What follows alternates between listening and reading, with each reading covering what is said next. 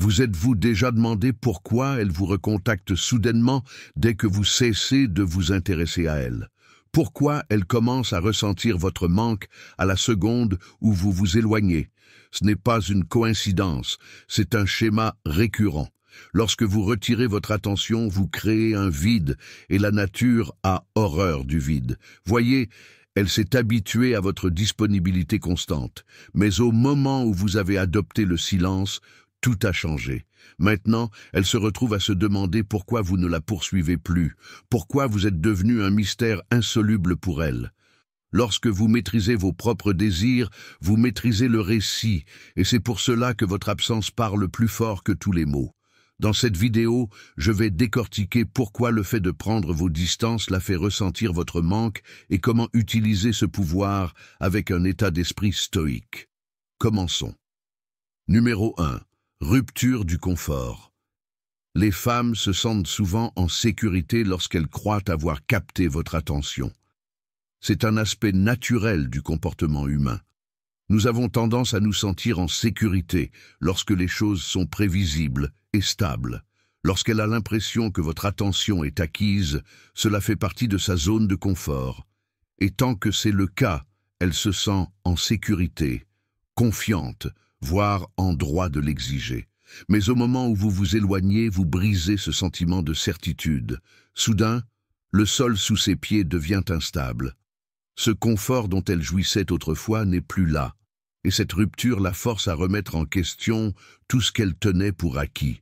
Le stoïcisme nous enseigne que la véritable croissance et la clarté naissent de l'acceptation de l'inconfort. Marc Aurèle lui-même s'exposait à l'inconfort comme moyen de renforcer son esprit. En se mettant au défi de supporter ce qui était désagréable, il est devenu plus résilient, plus conscient de ses propres forces et faiblesses. De la même manière, lorsque vous retirez votre attention, vous introduisez un élément d'inconfort dans son monde. Cela la force à se regarder vers l'intérieur, à examiner ses propres actions, ses propres suppositions. Elle commence à se demander, est-ce qu'elle vous a repoussé? Était-elle trop complaisante? Est-elle vraiment aussi sûre de votre affection qu'elle le croyait autrefois? Cette rupture soudaine est puissante, car elle brise l'illusion de contrôle. En vous éloignant, vous lui avez montré que votre attention n'est pas quelque chose qu'elle peut simplement attendre, c'est quelque chose qu'elle doit valoriser. Et cette réalisation est un choc. Les stoïciens comprenaient qu'en affrontant volontairement l'inconfort, on pouvait gagner en clarté et en force. Votre absence, qu'elle soit intentionnelle ou non, reflète ce principe. C'est comme jeter un caillou dans une eau calme. Les ondulations la forcent à voir ce qui était auparavant caché sous la surface. Maintenant, elle se retrouve face à ces pensées troublantes, des pensées qui lui rappellent que votre attention n'est pas garantie, des pensées qui la poussent à réévaluer son propre comportement et ses véritables sentiments pour vous. Et dans ce moment d'inconfort, elle commence à comprendre à quel point votre présence comptait pour elle. Ce n'est pas de la cruauté, ce n'est pas de la manipulation. Il s'agit de reconnaître votre propre valeur et de comprendre que parfois, la manière la plus efficace d'être apprécié est de prendre du recul, de permettre à votre absence de parler plus fort que votre présence ne le pourrait jamais. Numéro 2. Rareté émotionnelle. L'attention est comme une monnaie. Lorsqu'elle est rare, elle a de la valeur. Lorsque vous cessez de la nourrir d'une attention constante, elle réalise à quel point elle la désirait. Pensez-y, lorsque quelque chose est toujours disponible, il devient facile de le négliger. Cela devient une partie du décor, attendue et presque banale. Mais au moment où on vous le retire, cela prend une nouvelle signification. Les anciens stoïciens valorisaient la simplicité, comprenant que la véritable appréciation ne vient pas de l'excès, mais de la reconnaissance de l'essentiel. Épictète a dit un jour, « La richesse ne consiste pas à avoir de grandes possessions, mais à avoir peu de désirs. » C'est la même chose avec votre attention. Lorsque vous l'offrez librement et abondamment, elle perd de son impact. Mais lorsque vous la rendez rare, Lorsque vous prenez intentionnellement du recul, cela la force à réévaluer ce qui compte vraiment pour elle.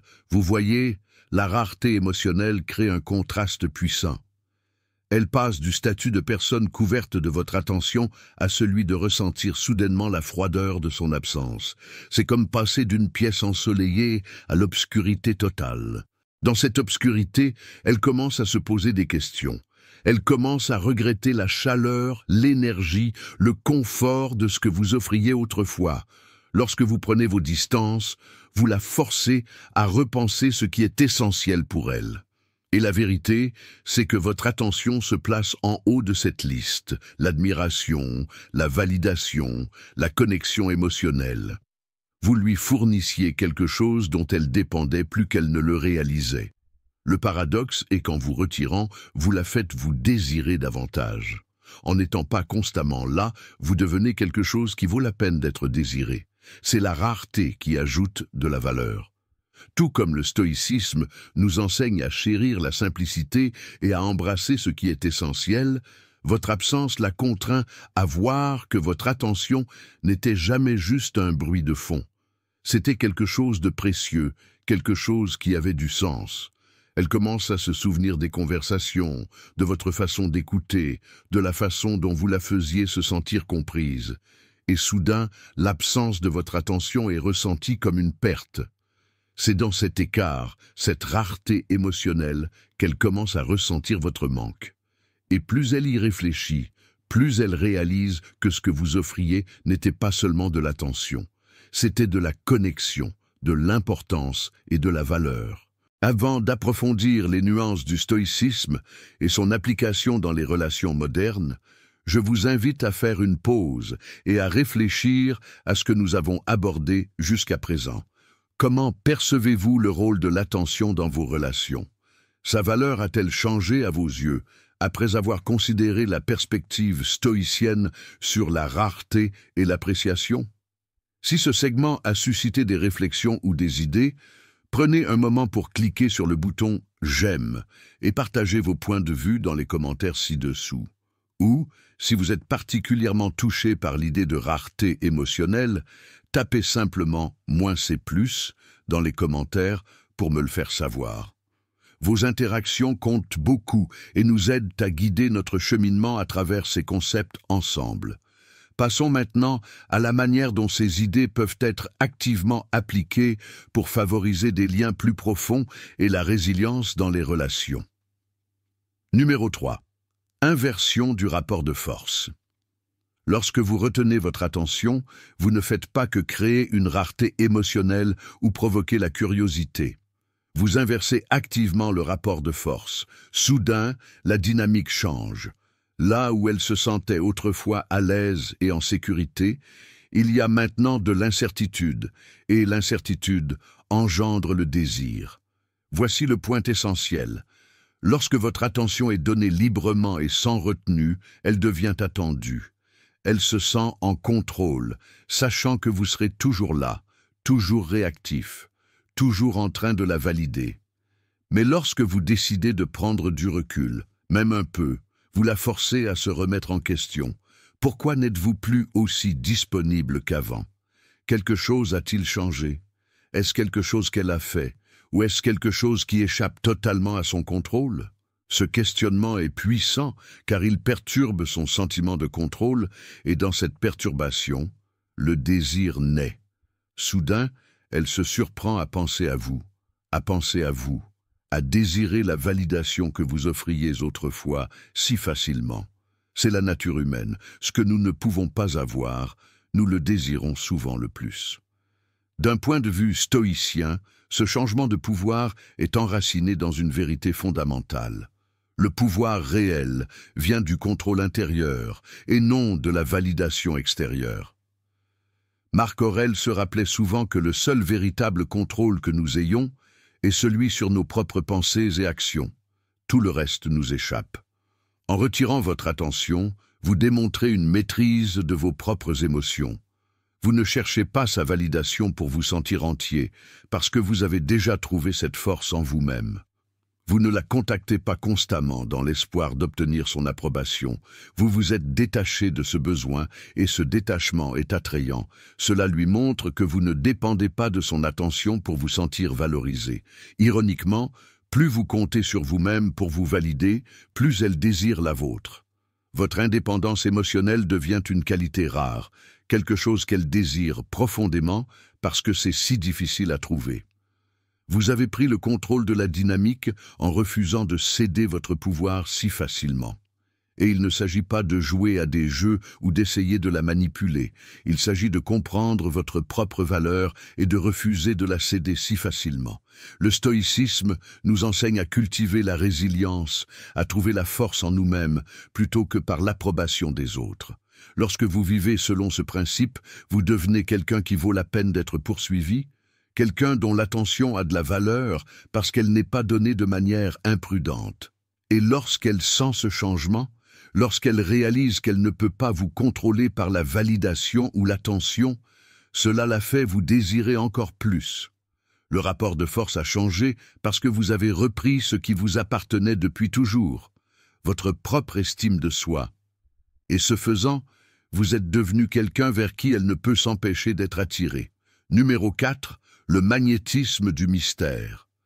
L'attention est prévisible, elle est directe, facile à comprendre et souvent facile à tenir pour acquise. Mais le mystère a une façon d'attirer les gens. Il crée un sentiment de curiosité, un sentiment de ne pas savoir exactement ce qui se passe ou ce qui va se passer ensuite. Et c'est puissant, c'est magnétique. Lorsque vous cessez d'être aussi facilement disponible, vous introduisez un élément d'imprévisibilité dans sa vie. Soudain, vous n'êtes plus toujours là pour répondre instantanément, pour lui donner la validation qu'elle s'attend à recevoir. Au lieu de cela, vous devenez quelque chose sur lequel elle doit s'interroger, quelqu'un qu'elle doit questionner. Et cette curiosité vous maintient dans ses pensées bien plus que ne le ferait une attention constante. Les stoïciens, en particulier Marc Aurèle et Sénèque, pratiquaient la retenue. Ils croyaient qu'il fallait choisir ses mots et ses actions avec soin, ne révélant que ce qui était nécessaire et gardant leurs pensées profondes secrètes. C'était une discipline de l'esprit, une façon de maintenir le contrôle et d'éviter l'attachement inutile aux choses triviales. Dans vos interactions, lorsque vous pratiquez la retenue en ne lui accordant pas toute votre attention, vous incarnez, en essence, ce même principe stoïcien. Vous maintenez le contrôle sur vous-même plutôt que de lui abandonner entièrement votre attention. Et ce faisant, vous créez un puzzle qu'elle ne peut s'empêcher de vouloir résoudre. Le mystère la pousse à combler les lacunes. Elle commence à se poser des questions qu'elle n'avait jamais envisagées auparavant. Pourquoi n'êtes-vous plus aussi disponible qu'avant ? Qu'est-ce qui a changé? Y a-t-il quelqu'un d'autre qui capte votre attention? Ou peut-être avez-vous simplement décidé de valoriser davantage votre propre temps et votre énergie? En introduisant cet élément d'imprévisibilité, vous vous êtes rendu plus intrigant. C'est la même raison pour laquelle les gens sont fascinés par ce qui est caché, ce qui n'est pas dit.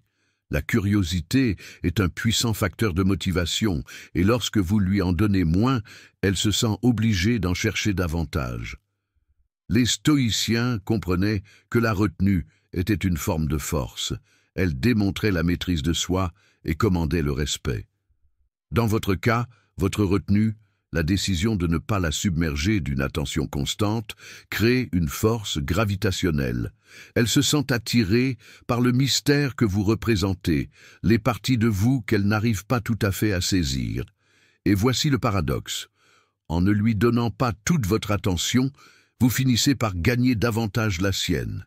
En restant un peu énigmatique, vous devenez inoubliable. Et c'est là, mon ami, l'art de créer un véritable magnétisme. Réfléchissons au pouvoir magnétique du mystère dans les relations. Avez-vous remarqué à quel point le fait d'être moins disponible peut vous rendre plus intrigant? Partagez vos expériences dans les commentaires ou tapez simplement « Le mystère compte » si cette approche vous intrigue. Explorons maintenant plus en profondeur comment l'adoption de la retenue peut enrichir vos relations et votre développement personnel. Numéro 5. Réflexion dans la solitude. L'absence, la force à passer du temps seul avec ses pensées, et c'est souvent dans ces moments calmes et solitaires que la prise de conscience se produit. Lorsque le bruit des interactions constantes s'estompe, elle se retrouve seule avec son propre esprit, ses propres émotions, et c'est là que la clarté commence à émerger. Les anciens stoïciens comprenaient le pouvoir de la solitude pour l'introspection et le développement personnel. Marc Aurèle, l'un des plus grands philosophes stoïciens, se retirait souvent en lui-même, non pas pour échapper au monde, mais pour mieux le comprendre. Il savait que la véritable sagesse émerge souvent de moments de profonde réflexion, libérés des distractions et de la validation extérieure. En prenant du recul, vous l'encouragez involontairement à faire de même. Votre absence crée un espace où elle n'a d'autre choix que de se regarder vers l'intérieur. Sans votre présence constante, elle commence à trier ses propres émotions, essayant de comprendre ce qu'elle ressent. Et dans ce processus, elle commence à reconnaître votre valeur, non pas parce que vous le lui avez dit, mais parce que votre absence le lui a fait voir par elle-même.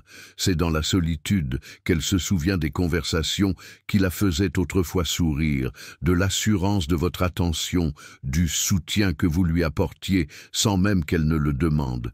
Soudain, tous ces petits moments qu'elle tenait pour acquis commencent à refaire surface dans son esprit. Et plus elle réfléchit, plus elle réalise à quel point vous comptiez pour elle. Les stoïciens croyaient que la solitude était essentielle pour construire la force et la clarté. Sénèque conseillait de passer du temps seul pour mieux comprendre son propre esprit, pour affronter l'inconfort sans distraction. Ce que vous faites, consciemment ou non, c'est lui offrir cette même opportunité. Vous lui donnez la chance de réfléchir, de comprendre ses propres désirs et d'apprécier ce qui était autrefois juste devant elle. En prenant du recul, vous l'avez placée dans une position où elle doit affronter ses propres pensées et sentiments. Et c'est là que commence la véritable appréciation. Il ne s'agit pas de la forcer à ressentir votre manque. Il s'agit de créer les conditions dans lesquelles elle arrive naturellement à cette réalisation par elle-même. Votre absence devient un catalyseur pour son introspection. Les moments qu'elle passe seule à penser à vous deviennent les moments mêmes qui la font le plus ressentir votre manque. Et la beauté de tout cela, elle arrive elle-même à cette conclusion. Vous n'avez pas eu à la convaincre de votre valeur. Elle l'a découverte par le silence, par l'espace que vous lui avez permis d'expérimenter. Parfois, la manière la plus puissante d'être entendue est de ne rien dire, et dans sa solitude, votre absence parle d'elle-même. Numéro 6. Le rebond émotionnel. Voici le point essentiel. Lorsque vous vous murez dans le silence, cela la force à rechercher une résolution émotionnelle. Votre absence n'est pas seulement un espace vide, c'est une question non résolue, et l'esprit humain déteste les questions sans réponse. C'est comme une démangeaison qu'il faut gratter, un puzzle qu'il faut résoudre. Lorsque vous prenez du recul, son esprit se met en overdrive pour essayer de comprendre votre silence. Est-ce intentionnel? Est-ce de l'indifférence? Est-ce une réaction à quelque chose qu'elle a dit ou fait? Soudain, elle imagine différents scénarios dans son esprit, cherchant une explication. Et dans cette recherche, vous occupez ses pensées bien plus que si vous continuiez à la submerger d'attention. Épictète enseignait qu'au lieu d'éviter l'inconfort, il faut l'affronter directement et en extraire la sagesse de l'expérience. Votre silence, qu'il soit intentionnel ou non, crée une sorte d'inconfort pour elle. Il la force à affronter l'inconnu et à se débattre avec des émotions qu'elle n'a pas l'habitude de ressentir. Vous avez essentiellement créé un vide psychologique, et dans ce vide, ses pensées se précipitent pour combler le manque. Elle rejoue de vieilles conversations, remet en question ses propres actions et imagine différents dénouements. Et plus elle pense à vous, plus vous vous ancrez dans son esprit. C'est le cas classique où l'on essaie de ne pas penser à quelque chose pour finir par y penser encore plus obsessionnellement. Et voici le paradoxe. Plus elle essaie de comprendre votre absence, plus elle s'attache émotionnellement. C'est un effet de rebond émotionnel. En prenant du recul, vous avez incité son esprit à travailler en heures supplémentaires, à essayer de trouver des réponses, à essayer de comprendre ce qui a changé. Mais voici la différence essentielle entre ce que vous faites et la simple manipulation. Les stoïciens n'évitaient pas l'inconfort par souci de contrôle. Ils l'embrassaient pour parvenir à la croissance et à la compréhension. En retirant votre attention, vous n'essayez pas de manipuler ses émotions. Vous priorisez simplement votre propre tranquillité d'esprit, refusant de céder votre pouvoir si facilement. Et tandis qu'elle continue à réfléchir, à se questionner, à chercher des réponses, ses pensées reviennent inévitablement vers vous. Ce qu'elle tenait autrefois pour acquis est maintenant quelque chose qu'elle a du mal à comprendre. Et dans cette lutte, son désir pour vous ne fait que croître. C'est comme essayer de résoudre une énigme avec des pièces manquantes. Plus elle essaie de compléter le tableau, plus elle se sent attirée par vous, et plus elle réalise que sa propre clarté émotionnelle est liée à votre présence. Qu'elle l'admette ou non, votre silence est devenu une force qu'elle ne peut ignorer. Numéro 7. L'illusion de contrôle. Les femmes ont souvent l'impression de contrôler la dynamique lorsque vous êtes toujours disponible, lorsque votre attention est prévisible, constante et inébranlable. Cela lui donne un sentiment de pouvoir. Elles se sentent en sécurité, certaines que vous serez toujours là, prêt à répondre, à valider, à rassurer. Mais au moment où vous vous retirez, cette illusion vole en éclats. Soudain, elle est confrontée à une dure réalité. Son influence sur vous n'est pas aussi forte qu'elle le croyait autrefois. La dynamique change, et elle réalise que votre attention n'a jamais été quelque chose à prendre pour acquis, et c'est déstabilisant. Cela la force à affronter une vérité qu'elle a ignorée. Elle ne vous contrôle pas. Le stoïcisme nous enseigne ici une leçon puissante. Vous n'avez de contrôle que sur vos propres réactions, pas sur ses réactions à elle. Comme l'a dit Épictète, ce ne sont pas les événements qui troublent les hommes, mais leur jugement sur ces événements. En choisissant de vous taire, en reprenant votre temps et votre énergie, vous faites preuve de force émotionnelle. Vous ne réagissez pas par désespoir ou en cherchant son approbation. Au lieu de cela, vous faites le choix délibéré de prendre du recul, de valoriser votre propre tranquillité d'esprit, et ce choix est puissant. Cela lui montre que vous n'êtes pas influencé par ses caprices, que votre estime de soi ne dépend pas de sa validation. C'est une forme d'indépendance émotionnelle qui est à la fois rare et attrayante. Parce que lorsqu'elle réalise qu'elle n'a plus de contrôle sur vous, cela la force à tout réévaluer. Elle commence à se poser des questions sur ses propres actions. Était-elle trop distante? A-t-elle pris votre attention pour acquise? Pourquoi ne la poursuivez-vous plus comme avant? Ces questions sèment des graines de doute dans son esprit. Et avec le doute vient la curiosité, et avec la curiosité le désir. Vous voyez, l'illusion de contrôle est réconfortante. Elle lui permet de se sentir en sécurité, de croire qu'elle a le dessus. Mais lorsque vous prenez du recul, vous perturbez ce confort. Vous lui rappelez que votre attention est un choix, pas une obligation, et ce choix vous fait sortir du lot. Le stoïcisme nous enseigne à nous concentrer uniquement sur ce que nous pouvons contrôler, nos pensées, nos actions, notre propre état émotionnel. En adoptant cette philosophie, vous lui montrez que vous vous êtes maîtrisé, que vous vous êtes libéré du besoin de sa validation, et ce faisant, vous êtes devenu infiniment plus intrigant. La beauté de tout cela est que vous avez repris votre propre pouvoir. Et lorsqu'elle voit que son influence sur vous n'est pas aussi puissante qu'elle le pensait autrefois, cela la pousse à courir après la chose même qu'elle supposait autrefois posséder. Votre attention redevient précieuse simplement parce que vous lui avez montré qu'elle n'a jamais été la sienne à contrôler. Alors que nous explorons le pouvoir transformateur de la reconquête de votre attention, je vous encourage à penser au moment où vous avez modifié la dynamique de vos relations en changeant votre disponibilité. Quel impact cela a-t-il eu sur la façon dont les autres vous ont perçu et ont interagi avec vous? N'hésitez pas à partager vos expériences ou vos réflexions dans les commentaires.